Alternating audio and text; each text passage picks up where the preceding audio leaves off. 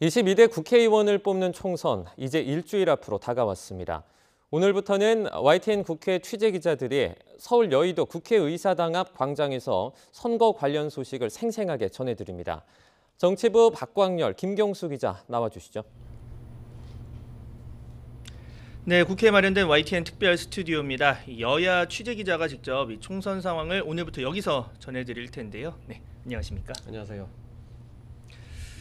네, 이 차기 국회 입성을 노리는 후보들의 열띤 선거전이 각 지역에서 펼쳐지고 있습니다. 이 관련해서 쏟아지는 소식과 발언 저희가 잘 정리해서 전달하겠습니다. 먼저 오늘 첫 키워드부터 보겠습니다. 어떤 내용이죠? 네, 먼저 첫 번째 키워드는 여야 나란히 제주행으로 저희가 뽑아봤습니다.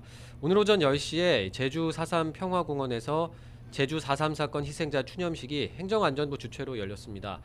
제주 4.3 사건은 1948년 군과 경찰이 제주 남로당 세력을 진압하는 과정에서 제주도민이 다수 희생된 사건인데요. 먼저 관련해서 여당은 오늘 어떤 좀 행보를 보이고 있습니까? 네, 여당은 이 윤재욱 원내대표 그리고 이 비례위성정당 국민의 미래 이뉴한 선대위원장이 제주를 찾았습니다. 이 한동훈 비대위원장은 충북과 강원, 경기 등 이 지원 유세에 집중하는데요. 이 선거가 임박하면서 이 격전지 후보들의 지원 요청이 쇄도하는 상황에서 역할 분담 차원으로 풀이되고 있습니다. 이 한 위원장은 입장문을 통해서 불참에 송구하다고 고개를 숙였습니다. 동시에 이 4.3 희생자 재심 청구 대상 확대 방안을 관철했던 이력을 거론하면서 이 말과 행동에 그치지 않고 실천하겠다고 덧붙였습니다. 이 야당은 어떻습니까? 네, 민주당 이재명 대표는 제주 추념식에 참석을 했습니다. 그리고 민주당이 주도하는 비례연합정당이죠. 더불어민주연합의 윤영덕, 백승하 공동대표도 함께 했습니다. 이재명 대표는 추념식을 참석한 뒤에 기자들과 만나서 제주 4.3 사건은 국가폭력에 의한 국민 살상 사건이었다면서 규정을 했고 또 이 학살의 후예라고 할 수 있는 정치 집단이 국민의힘이라고 비판을 했습니다. 그리고 여전히 국민의힘이 4.3 사건을 폄훼하고 있다 이렇게 주장을 했는데요. 윤석열 대통령과 한동훈 위원장이 오늘 추념식에 불참한 것도 지적을 하면서 사과를 해야 한다고 촉구하기도 했습니다. 거대 양당을 제외한 제3지대 정당들도 오늘 제주로 모였습니다. 녹색정의당 김준우 대표, 새로운미래 오영환 총괄선대위원장, 개혁신당 천하람 총괄선대위원장 그리고 조국혁신당 조국 대표도 제주 추념식에 참석을 했습니다. 네, 이 막바지로 향하고 있는 총선 레이스 각 당은 오늘도 분주한 움직임을 예고하고 또 실천하고 있는데요. 자, 다음 키워드 보겠습니다. 네, 전공의와 대화원의 이 의정 갈등 변수 저희가 이렇게 좀 키워드를 뽑아봤는데요. 이 의대 정원 증원 규모를 놓고 촉발된 이 의료계와 정부 갈등이 7주 넘게 이어지며 이 국민 불평과 피해도 커지고 있습니다. 어제 대통령실은 이 윤석열 대통령이 집단행동 당사자인 전공의들과 직접 만나 대화하고 싶어한다는 입장을 발표했죠. 이 여당은 문제 해결을 위한 소통 의지를 거듭 확인했다고 의미를 부여했는데요. 실제 선거를 코앞에 둔 여당 입장에선 이 문제가 가장 큰 난제이자 변수 중 하나로 꼽히고 있습니다. 그제 의료개혁 관련 윤석열 대통령의 대국민 담화를 두고 여당 내에서 한때 이 대통령 탈당을 공개 거론하는 목소리까지 나오는 등 민감하게 반응한 이유기도 한데요. 한동훈 위원장은 이재명 조국 심판을 위해선 지금은 뭉쳐야 할 때라며 이 내부 단속에 나섰습니다. 관련해서 민주당도 이 문제를 주시하고 있죠? 네, 그렇습니다. 민주당은 의사 증언은 불가피한데 좀 접근 방법을 달리해야 한다 이렇게 주장을 하고 있습니다. 또 윤석열 대통령에게 의료대란 해법을 기대하기는 어려운 상황이다 이렇게 비판하기도 했는데요. 민주당 김민석 총선 상황실장의 발언 잠시 들어보고 오겠습니다. 국민의 걱정이 점점 커지고 있습니다. 대통령의 담화는 의료대란 해법을 제시하는 것이 아니라 혼란을 가중시키고 있습니다. 네, 김민석 상황실장은 정부와 의료계가 적극적인 대화를 무조건 시작을 하고 또 의료진도 현장으로 당장 복귀해야 한다고 강조하기도 했습니다. 또 총선 직후에 국회 특별위원회를 꾸려서 사회적 논의를 통해서 이 문제를 풀어가자고 제안을 했는데요. 정부 여당이 화답하라고 촉구하기도 했습니다. 네, 수도권 등이 격전지에 출마한 국민의힘 후보들 사이에서 이른바 이 용산발 리스크 우려가 완전히 가시지 않는 상황인데요. 이 총선 전에 대화의 물꼬가 트일지 또 트인다면 이 표심에 얼마나 영향을 줄지도 관심 포인트입니다. 네, 이어서 세 번째 키워드 보겠습니다. 이 부동산 그리고 막말, 이 후보 리스크 주의보라고 정리를 해봤습니다.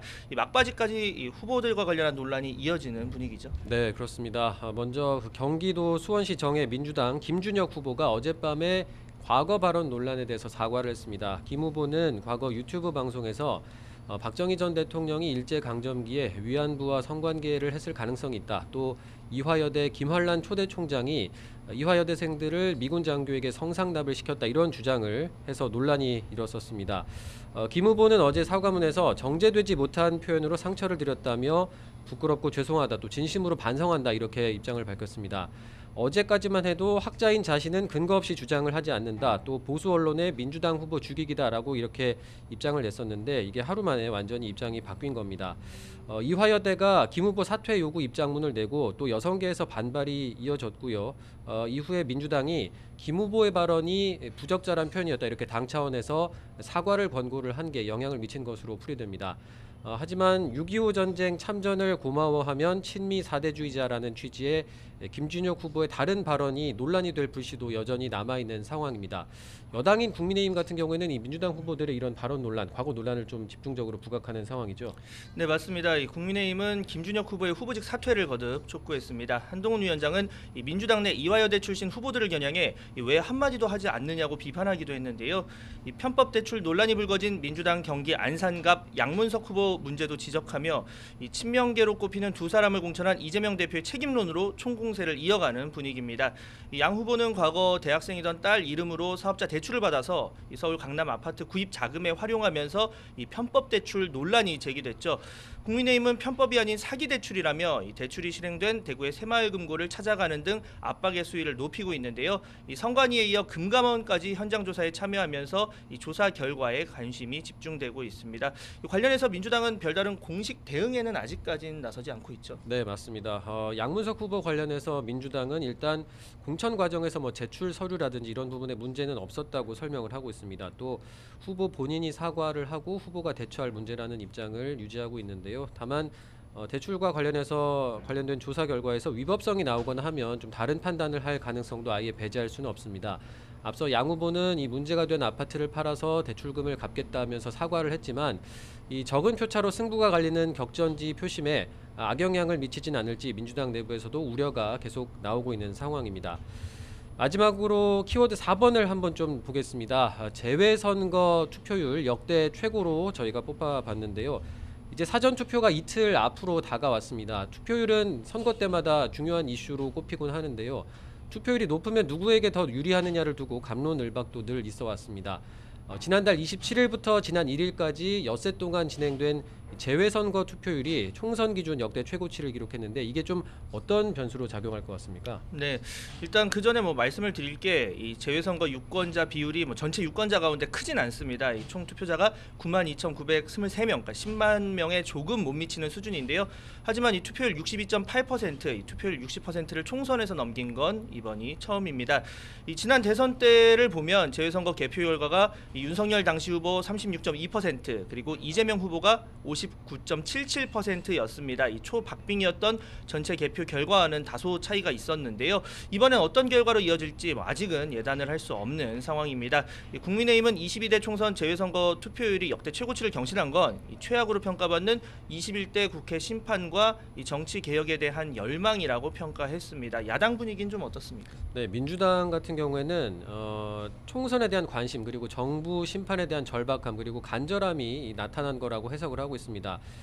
역대급 재외선거 투표율을 또 사전투표로 이어가야 한다면서 투표를 독려를 하고 있습니다. 민주당 김민석 총선 상황실장은 총 투표율 71% 이상 또 사전투표율 31% 이상을 목표로 노력을 하겠다면서 구체적인 수치까지 제시를 했습니다. 민주당 이재명 대표도 어제 SNS로 정권 심판 열망이 드러난 거라며 지지층의 사전투표 참여를 독려하기도 했는데요. 이재명 대표 같은 경우에는 사전투표를 대전에서 하는 방안을 검토하고 있는 것으로 전해지고 있습니다. 이 대표 측 관계자는 이 대전과 충청이 민심의 잣대인 만큼 중원을 공략해서 승리를 완성하겠다는 취지라고 설명을 하기도 했습니다. 국민의힘은 좀 어떻습니까? 네, 이 사전투표 독려 문제를 고심해온 국민의힘 한동훈 위원장은 오늘 나가서 바꿔달라면서 이 강한 투표 독려 메시지를 냈습니다. 이 정부 여당 주도로 각종 보완책이 마련됐다며 걱정 말고 사전투표해달라고 강조했는데요. 발언 직접 들어보시죠. 걱정하지 마십시오. 저희를 믿으십시오. 저희가 확실하게 공정선거를 감시하고 이뤄낼 겁니다. 여러분, 투표장에 가주십시오. 금요일부터 사전투표가 시작됩니다. 네, 이번 총선에선 이 사전 투표함을 비추는 CCTV 24시간 공개와 이 100% 수검표 도입 등 대책을 마련했지만 이 여권 핵심 지지층 일각에선 여전히 사전 투표 불신론을 고리로 한 의구심이 남아 있었는데요. 이 관련해서 한동훈 위원장 등 지도부와 이 모든 후보가 이 사전 투표 첫날인 모레 이 투표를 계획하고 있다고 밝히는 등 이 여권 지지층 투표 동료에 적극적으로 나서는 모양새를 보이고 있습니다. 네, 저희가 준비한 소식은 여기까지고요. 저희는 2시간 뒤에 돌아오겠습니다. 지금까지 YTN 국회 특설 스튜디오에서 전해드렸습니다.